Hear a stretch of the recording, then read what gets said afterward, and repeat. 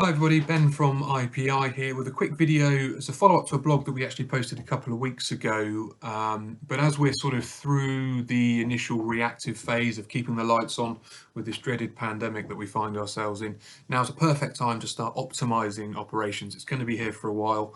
We've just had the second lockdowns announced. So it's a bit of food for thought here, some real key benefits that can be achieved through a effective routing strategy. Now, firstly, it has the ability to massively affect the customer experience, hopefully for the better if deployed in the right way.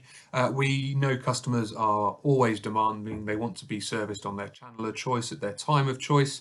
But an effective strategy and some intelligent technology allows for things such as VIP or bespoke routing. So it could be that those callers with a history of higher spending patterns could be routed through to a sales team sort of quicker than joining the sort of general mass queue, if you like.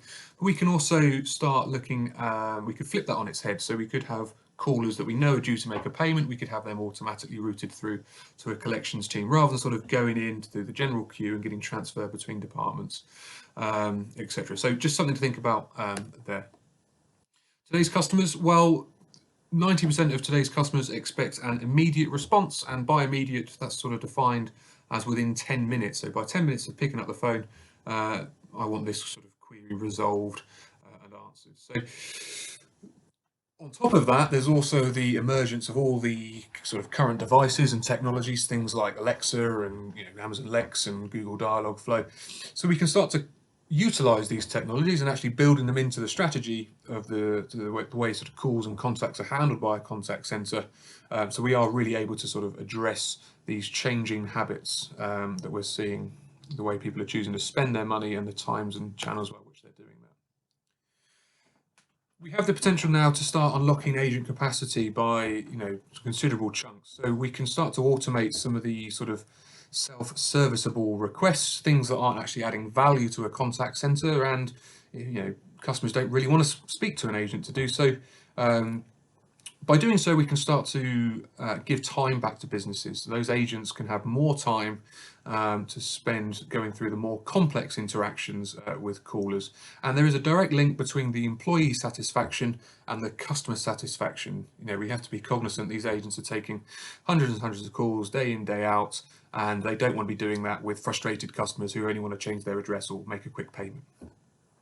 Speaking of payment, we can start to de-scope contact centers from sort of any risk, and we can start improving security as well. So I did a video a couple of weeks ago about the amount of time that is spent just doing the ID&V process, for example.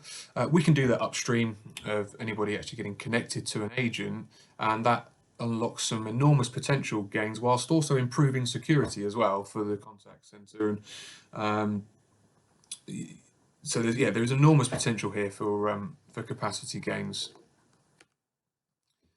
An effective routing strategy also allows, for better insights and reporting. We can start to get very granular on the customer journey, track what customers are doing, at what point are they perhaps fallen out of an IVR.